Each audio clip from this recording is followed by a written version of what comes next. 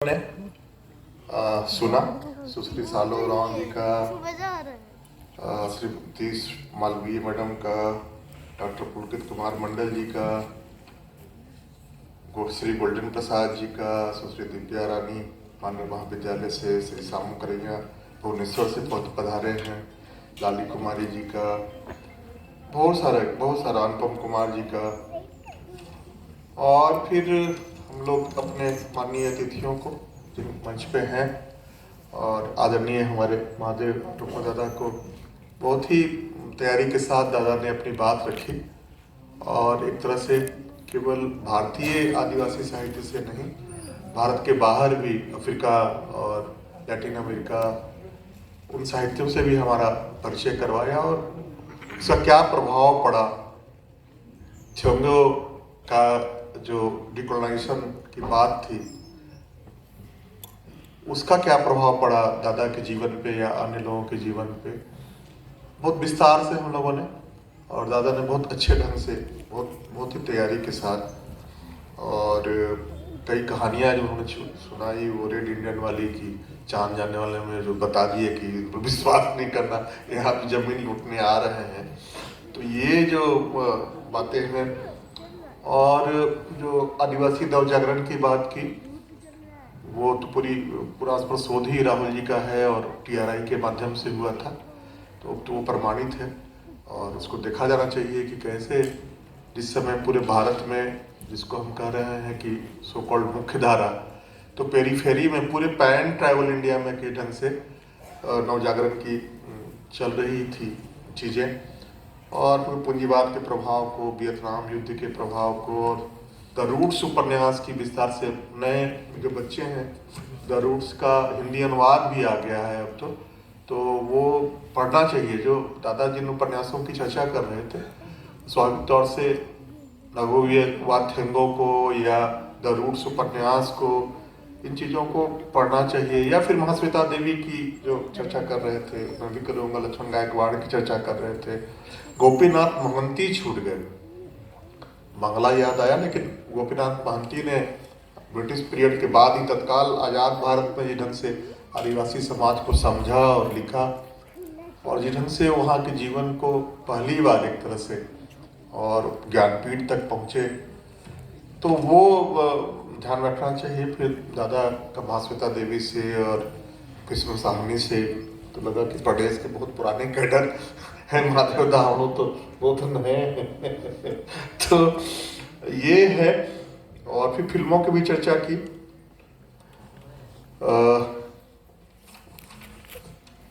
संपत लाल Oraon sir जो आए नेपाल से, उन्होंने वहाँ के नेपाल के आदिवासी समाज के बारे में, वहाँ की भाषा के बारे में, वहाँ उराव मुंडा खड़िया संथाल किस स्थिति में है, फिर हमारे हृदय से जुड़े हुए हमारे प्रिय कथाकार पंकज मिश्र ने बहुत ही बिहारी के तीर की तरह बहुत कम बोला, लेकिन बहुत महत्वपूर्ण बातें बोली, और हम सब समझ रहे हैं इस बात को कि जो फर्क है गैर आदिवासी समाज और आदिवासी समाज में, झारखंड के गांव में बसा हुआ जो समाज है, वहाँ यहाँ आदिवासी मुंडा साहब ने किसी लोहरा को बसा दिया, या कुम्हार को बसा लिया, या एक बढ़ई को बसा लिया, चीक बढ़ाई के लोगों को बसा लिया, तो वहाँ जो गैर आदिवासी समाज बना उस आदिवासी गांव में, तो वो बहुत भिन्न नहीं था। वो बहुसंख्यक मुंडा समाज के साथ ही चीज़ें उस ढंग से उनकी महली वगैरह लोगों की या चीक बढ़ाई के लोगों की वो बहुत अंतर नहीं है, लेकिन जो बहिरागत समाज है जो पटना से और इलाहाबाद से और वो आ रहा है, तो जो बातें सर कह रहे थे कि उनके यहाँ जो मूल सांस्कृतिक जो चीज़ें हैं, पाप और पुण्य की अवधारणा, स्वर्ग की नर्क की अवधारणा, ईश्वर के सर्वशक्तिमान होने की अवधारणा या कर्मवाद की अवधारणा, वो सारी चीज़ें खारिज हो गई यहाँ आके देख के। उनके लिए बड़ी चौंकाने वाली चीज़ थी। उसी ढंग से पवित्रता और अपवित्रता का जो भाव है, तो यहाँ जो आदिवासी पूजन पत्ती में लाल चेहरा या सफ़ेद चेहरा जरूर चलेगा, और हड़िया के बिना तो वो होगा ही नहीं। ये भी बड़ा वो सही कह रहे थे कि पटना और मिथिला और इलाहाबाद के लोगों को बड़ा आघातकारी लगता है कि पूजा में हड़िया काहे चढ़ रहा है। मतलब अजब तरह से ब्राह्मणिकल एक वो माइंडसेट हो गया है, जहाँ मांसाहार को और हड़िया जैसे पूजने वाली चीजों को भी बहुत अलग ढंग से देखने की, और ये बड़ा ये सार्वभौमिक होता जा रहा है। जो भी जैसे ही क्लास में, मिडिल क्लास में शामिल होता है व्यक्ति, तो उसको इन सब चीज़ों से बड़ा चिढ़ लगना चाहिए। बहुत खराब चीज़ है, ये कहाँ से चीज़ें आ रही हैं उसको समझने की आवश्यकता है। और जो कहा उन्होंने कि सड़क और फ्लाईओवर और मॉल, इसके प्रति जो ललक है गैर आदिवासी समाज की, और उसके कारण जो विस्थापन है, खास करके सांस्कृतिक विस्थापन, उसको समझ नहीं पाते हैं और कभी समझेंगे भी नहीं। अब एक उदाहरण सर, 1 मिनट सर, हम लोग जो हंसदेव जंगल बार बार जा रहे हैं हमारे में, तो जो जंगल कट गया है, कई 1 किलोमीटर में कट गया है वो, तो मैडम ठीक से बता नहीं पा रही थी। 78 किलोमीटर का तो उसने रेलवे का वो मालगाड़ी के लिए बना दिया है। तो बहुत सारे जो पाहन हैं सर, वो विक्षिप्त हो गए हैं कि सपने में जो उनके सिंगोंगा है या उनके बड़े देव हैं या जो भी हैं, और वो जगह मांग रहे हैं कि हम कहाँ रहें, हमारा स्थान दीजिए आप हमको। लेकिन उनका जो स्थान है वो तो स्थान रहा ही नहीं।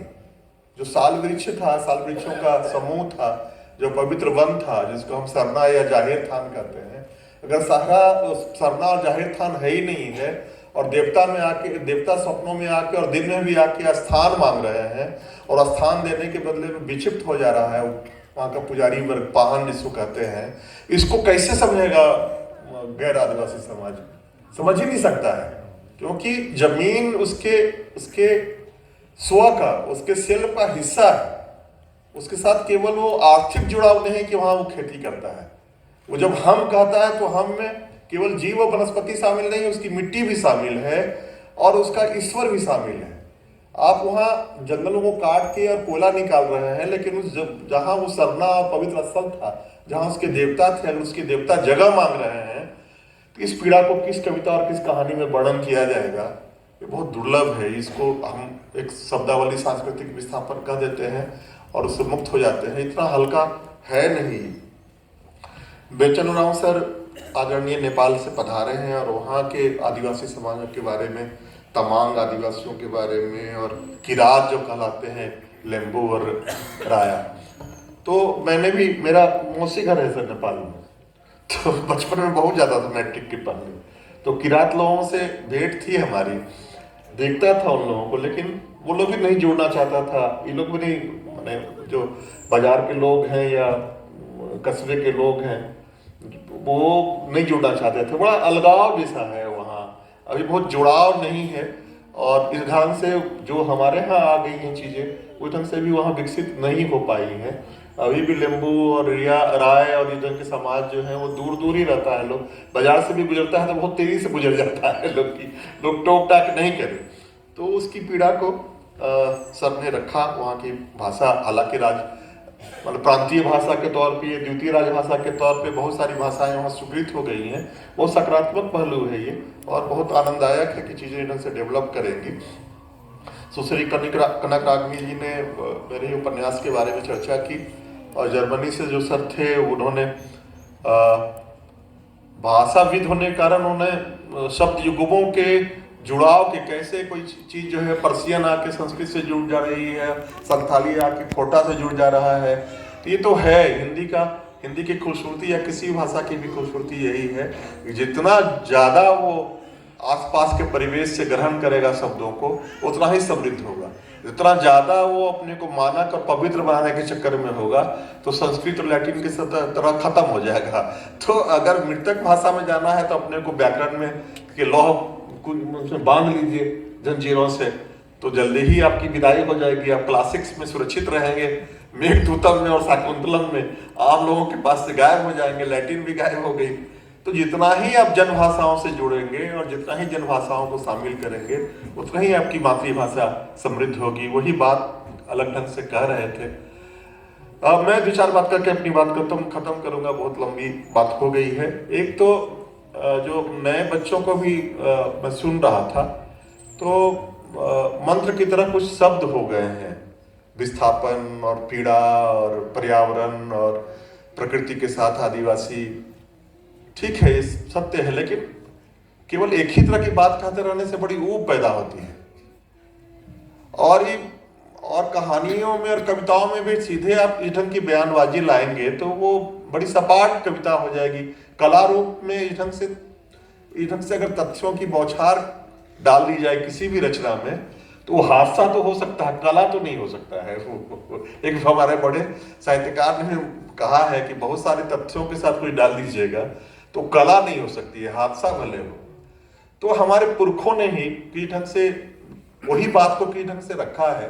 तो हम केवल महाश्वेता की ही कुछ चीजों को देख लो, वहीं से शुरू करें अपने पुरखे रचनाकार से।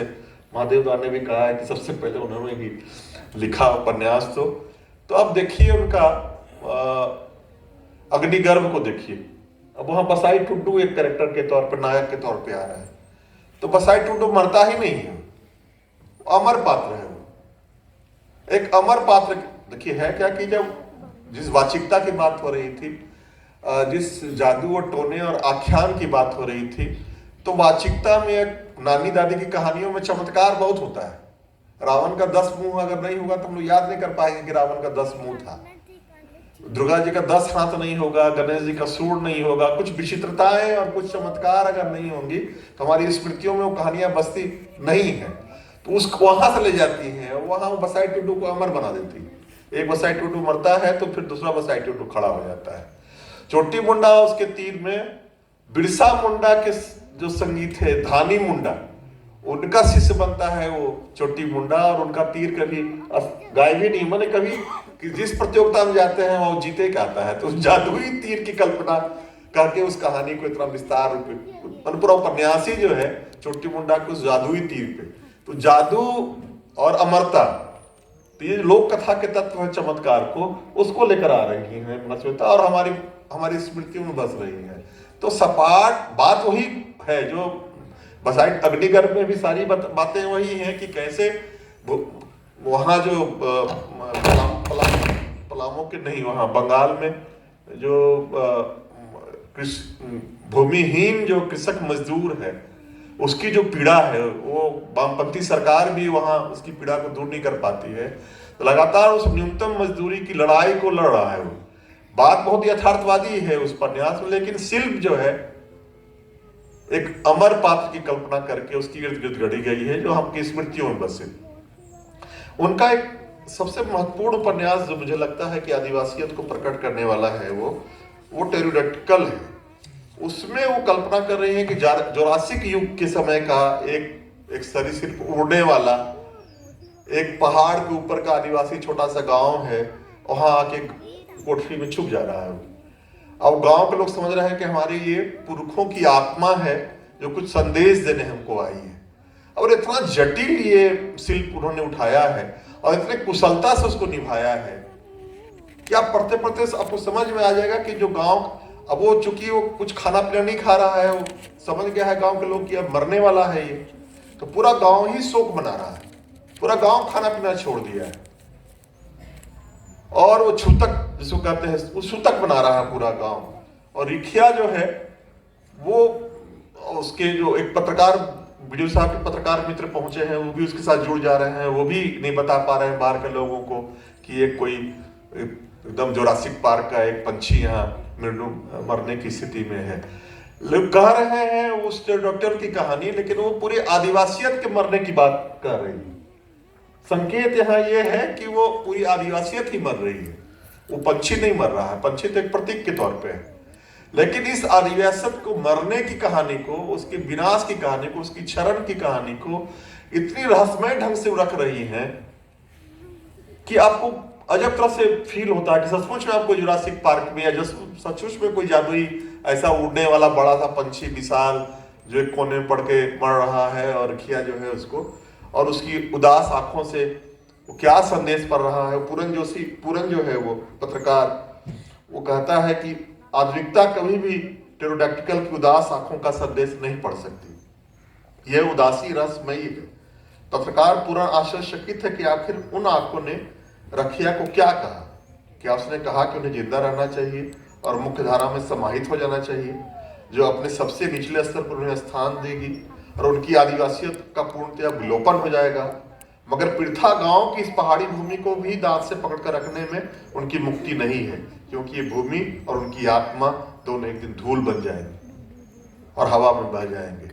तो आदिवासियत की वही है कि नष्ट, इसको आधुनिकता इसको नष्ट करेगी ही करेगी, लेकिन इसको सपाट बयानी में न कह के एक प्रतीक के तौर पे और एक जुरासिक पार्क के समय का लाखों साल पहले के एक पंछी को लाकर उस समय आज के वर्तमान में लाकर किस ढंग से प्रतीक के तौर पे, ये बहुत अद्भुत है। इसको हमको लगता है कि नई पीढ़ी के बच्चों को पढ़ना चाहिए जरूर इस ढंग की रचनाओं को, जहां अलग ढंग के शिल्प को, कहानी की अलग शैली को, कुछ अनोखेपन से, कुछ जादू और कुछ चमत्कार के माध्यम से, जैसा पंकज सर ने कहा इस बात को महाश्वेता भी कहती है कि आदिवासी समाज एक कहानी के परिवेश में रहता है। उसकी शुरुआत भी कहानी से होती है और अंत भी कहानी से होती है। तो उस कहानी के परिवेश में जो कथा चलेगी उसमें अगर जादू नहीं होगा, चमत्कार नहीं होगा तो जिंदा ही नहीं रहेगी।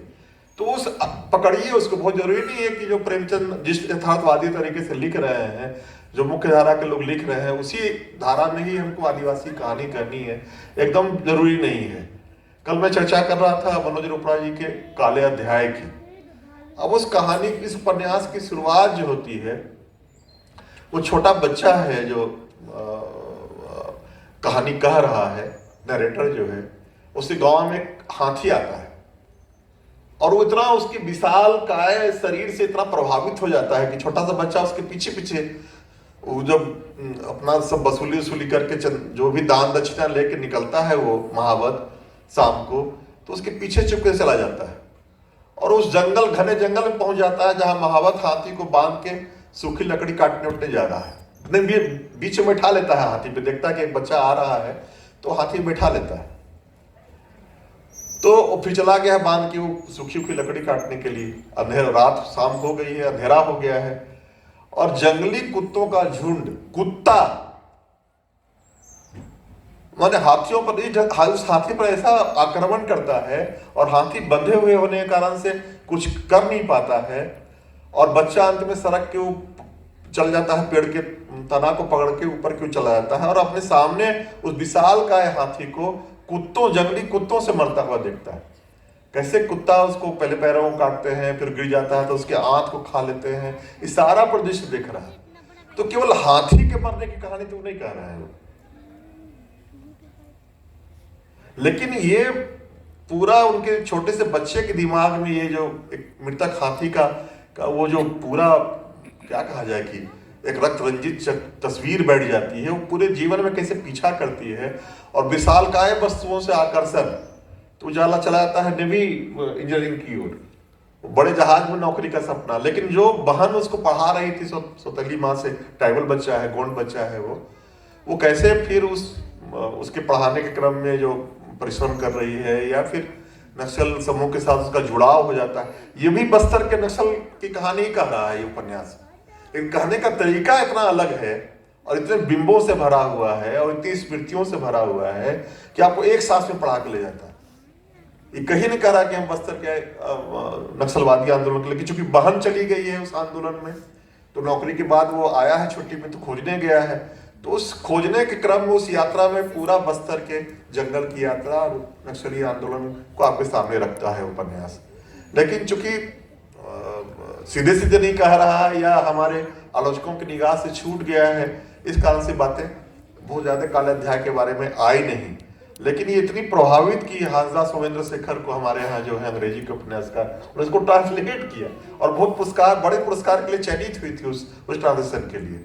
तो जो सही माने में रचनाओं के हृदय पाठक अगर है, उसके पास ये रचना पहुंची है, लेकिन सामान्य तौर पे हम लोग चर्चा में इसको नहीं लाते हैं। लेकिन कहने का तरीका कितना अलग हो सकता है, ये मैं कहने की कोशिश कर रहा था। कल जो विश्वासी में इस उपन्यास की चर्चा कर रही थी काला पादरी की, उनके यहाँ की कहानी है, वो अंबिकापुर की ही कहानी है और ये हमको लगता है कि हिंदी में इस ढंग का उपन्यास आया ही नहीं होगा, जबकि चर्च के अंदर की सारी चीजें, उसकी पूरी हायरार्की, उसकी कमियां, उसकी अच्छाइयां, ठीक है कि वहाँ भाजपा की सरकार, मतलब सो कॉल्ड हिंदूवादी सरकार है, उसके अपनी पीड़ाएं हैं, उस ढंग से वो अकाल पड़ रहा है और जो राय साहब हैं वहाँ के, जिनका आतंक है, तो उस सरकार के विरोधी सरकार में थे, कांग्रेसी थे। तो जब राय साहब की सरकार थी तब तो अकाल के समय में चर्च के माध्यम से वो अनाज वाज वितरण करवाते थे, लेकिन चूंकि विरोधी सरकार है तो उन्होंने चर्च को ही मना कर दिया है। और जेम्स खाखा की दिक्कत यही है कि जो ईसाई हो गया है वो भी उराव है, जो ईसाई नहीं हुआ है वो भी उराव है। तो आप चावल एक ही हिस्सा को एक ही टोले में क्यों बांट रहे हैं? तो ये बड़ा शाश्वत प्रश्न और बहुत ही जटिल है। वो केवल चर्च की बात नहीं है, पूरे उस गांव का, उस इलाके का, अंबिकापुर का, और जो सत्ता में बैठी हुई पार्टी है उसकी दृष्टि जो है, कैसे वो चर्च पे जाके बम पटक रहा है लोग, और जो नारा लगता है हम लोग सब सुनते हैं, ये सारी चीजें उस समय आ गई है कि ईसाई के नाम से ही घृणा करने वाली एक पार्टी है। लेकिन ईसाइयत के अंदर रह के भी जेम्स खाका जी ढंग से संघर्ष कर रहा है अपने भूखे उरावों के लिए। तो मुझे लगता है कि जितनी चर्चा होनी चाहिए थी उतनी चर्चा इस उपन्यास की इसलिए नहीं हुई कि वो अल्पसंख्यक, हालांकि तेजेंद्र खुद ही अल्पसंख्यक समुदाय से थे, तो उनको लगा हुआ कि चूंकि मैं खुद अल्पसंख्यक समुदाय से हूं तो हिंदी आलोचना उसको उस ढंग से नहीं लेगी। लेकिन चूंकि एक अल्पसंख्यक समुदाय की या उस धर्म की आलोचना थी तो हिंदी पट्टी ने उस ढंग से उसको नहीं लिया कि बहुसंख्यकों की राजनीति के सामने, उसकी सांप्रदायिकता के सामने अल्पसंख्यक सांप्रदायिकता को रेखांकित करना महत्वपूर्ण नहीं होगा, या कि स्टीरियोटाइप बना हुआ है कि नई आलोचना होनी चाहिए। लेकिन बहुत महत्वपूर्ण उपन्यास है और बहुत भूख की बात कल मैडम कर रही थी, तो भूख पे ही पूरा केंद्रित पूरा उपन्यास है। भूख के इतने बिंब आपको मिलेंगे, भूखा व्यक्ति कैसे कैसे स्वप्न देखता है, कैसे कैसे चावल का कहां कहां उसको चावल दिखाई पड़ता है, ऐसा विवरण इसमें आपको मिलेगा कि क्या है अकाल और क्या भूख होती है। इस उपन्यास को आपको देख के समझ में आएगी बात। एक और बात पे चर्चा कर रहा था, एक प्रभात है कवि राजस्थान के, आदिवासी हैं समुदाय से, लेकिन वो अपने को आदिवासी कवि के तौर पे प्रस्तुत नहीं करते हैं, और हमारे हिंदी साहित्य के एक बड़े कवि के तौर पे उनकी कविताओं से। तो ये जब हम बात करते हैं आदिवासी कविताओं पे, तो क्या जो कवि अपने को बार बार आदिवासी नहीं कह रहा है या आदिवासी कह के साहित्य में आरक्षण नहीं मांग रहा है, उसकी रचनाओं पे बात नहीं होनी चाहिए? तो प्रभात क्यों छूट जा रहे हैं जब हम आदिवासी कविता की बात करते हैं? हाजदा सुमेंद्र शेखर भी अपने को नहीं कहता है कि हम आदिवासी साहित्यकार के तौर पे हमको रेखांकित किया जाए।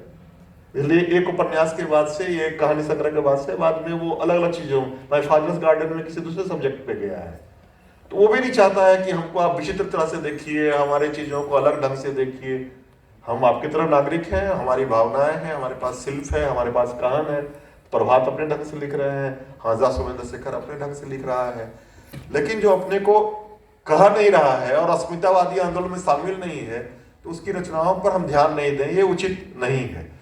तो मैं अपनी बात इसी के साथ खत्म करना चाहता हूँ कि कल से बहुत महत्वपूर्ण बातें हम लोग सुन रहे हैं, और बहुत तैयारी के साथ महादेव दा ने, पंकज सर ने, बेचन जी ने जो बातें रखी हैं, कल भी जो बातें रखी गई थी, बहुत ही है अच्छी। लेकिन हम नई पीढ़ी से कह रहे हैं कि जो यथार्थ है उसको वो हूबहू रख देना कोई कला रूप नहीं है।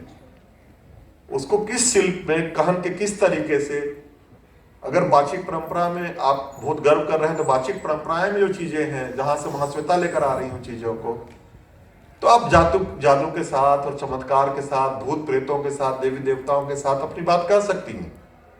बहुत वो सेकुलर ही होगी सारी चीजें। ये सब जो आधुनिकता की जो अवधारणा है, इसको थोड़ा सा डिकोलोनाइज होने की बात है कि हम अपने मानस को अब विओपनिवेशीकरण करें और अपने देशज कथा कहन की जो शैली है, उस कथा सहन में भूत आ रहा है कि प्रेत आ रहा है कि शंकर भगवान, हमारे जो संतोष किरोड़ जी हैं, उनके दादाजी पाहन थे, तो रोज 3 बजे 2 बजे शंकर भगवान आते थे, उठा के ले जाके जंगल एक चक्कर लगा के आते थे। क्यों नहीं आनी चाहिए ये बातें?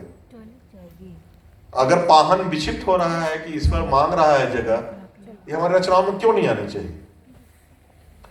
और इधर की चीजें जो लोकतंत्र, इस उदारवादी लोकतंत्र में कितनी समानता है, कितनी गैर बराबरी है, हम सब लोग समझते हैं। इस बात को बार बार हम उल्लेखित करते हैं कि बहुत गड़बड़ है, और महाश्वेता बार बार बोलती है कि ये जो लोकतंत्र है वो उस जमींदारी और सामंतवादी तत्वों का एक एक्सटेंशन है, गुंडों और जमींदारों का एक्सटेंशन है। अपनी रचनाओं में बार बार इस बात को और कई तरह से उल्लेखित करती है। और मुझे 2-3 घटनाएं अपनी याद आती हैं, बार बार मैं इसको बोलता हूँ इसलिए कि कहीं वो रचना आए। चंदवा रूपसपुर पूर्णिया के धमदाहा में, जहाँ संथालों की दिन के उजाले में गोली मार के उन्हीं की झोपड़ी में जला दिया गया, और जो लक्ष्मी नारायण सुधांशु जी जो 1944 के BHU के PhD थे हिंदी में, और क्या व्यंजनावाद क्या है सर उनकी किताब हाँ, तो बहुत किताबें हैं, बहुत उपन्यास, कई पत्रिकाएं, लाइब्रेरी, खुला ठिकाना, उनके ही नेतृत्व में, उनके ही मार्गदर्शन में ये कार्य हुआ था। और जब बहसें हुई तो उनको हाउस अरेस्ट किया गया। 14 संथालों की हत्या की सजा थी हाउस अरेस्टिंग की। तो माँ श्वेता कहती हैं कि जिम्मेदारी का एक्सटेंशन है लोकतंत्र।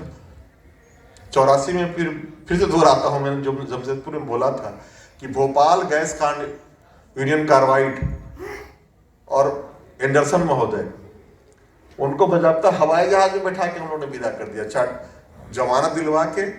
जो दोषी था हजारों की जान का लेने का, पूरे इलाके को बर्बाद करने का, तो जिला प्रशासन ने बजाबता जमानत दी और चार्टर्ड प्लेन में बिठाया और पीटर एंडरसन को भारत से बाहर भेज दिया कि उनको कभी सजा ही नहीं हो। तो कौन तरह की डेमोक्रेसी क्यों नहीं आती है हमारी रचनाओं में। 93 में हमारे शहर में एक महान डॉक्टर, यहाँ उन्होंने चंदा मांगने गए थे, आंसू के लोग वहाँ बिहार पटना में उस समय रैली थी, खींच के उनके बॉडीगार्ड ने मार दिया, एक वहीं पे 2 लोगों को घायल कर दिया। प्राथमिकी तक नहीं हुई। अखबार यहाँ सारा छिछिया रहा था कितना बड़ा डॉक्टर को मतलब रांची छोड़ना पड़ेगा वगैरह वगैरह, और उसी पर जिनको गोली लगी उन्हीं पर प्राथमिकी हुई, और 15 साल के बाद से जो बच गया 2 व्यक्ति, उसको सजा हुई।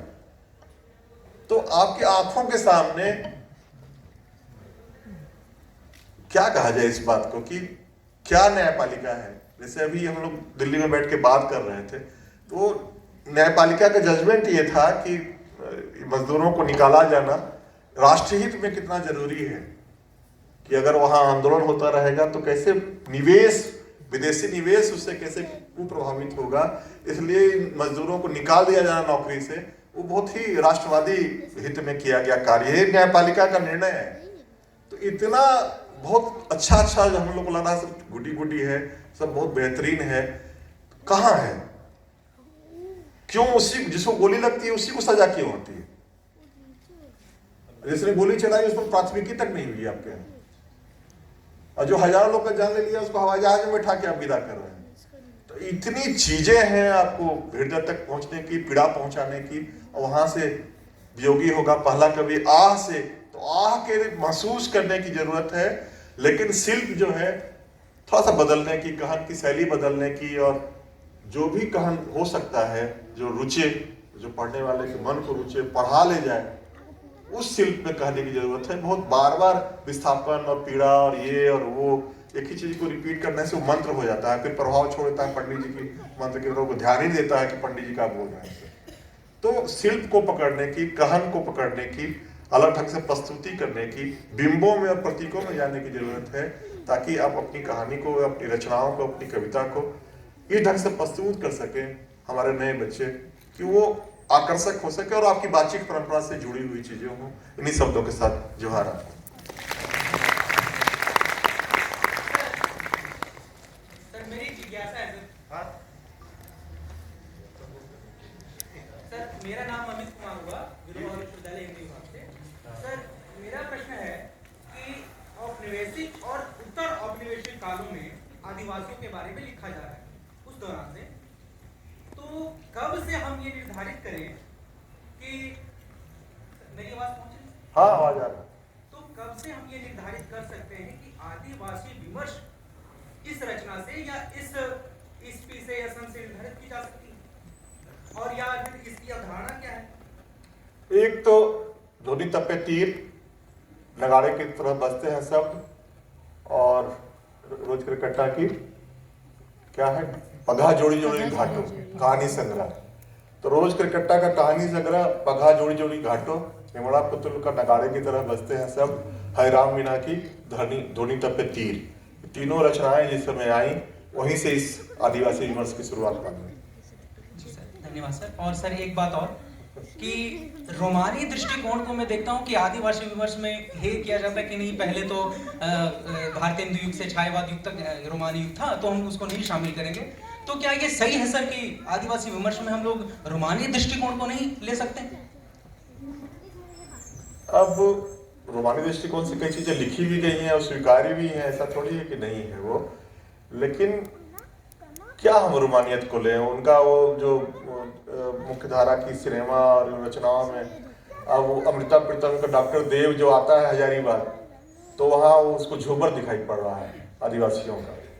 तो आदिवासी के नाम पे उनका नृत्य और उनका संगीत, उनका झूमर, स्त्रियों का साथ साथ झूमना, ये तो बहुत सालों से दिखा रहे हैं, फिल्मों में भी, रचनाओं में भी। मतलब कि जब तक ये आदिवासी विमर्श की शुरुआत नहीं है, योगेंद्र सिन्हा से लेके जितना कल सूची पढ़ी जा रही थी, उनकी रचनाओं में क्या है, बहुत दृष्टा भाव से दूर से देख रहे हैं। और काला जल में सानी हमारे बहुत पुरखे साहित्यकार हैं, भूमकाल को वो आतंक के तौर पे देख रहे हैं, और उनके खिलाफ बाघाधूर जो है, वो सानी जी और बाजार के जो बनिया लोग हैं और वहाँ जो लाला जी लोग हैं, उन्हीं के खिलाफ लगता है भूमकाल हो रहा था।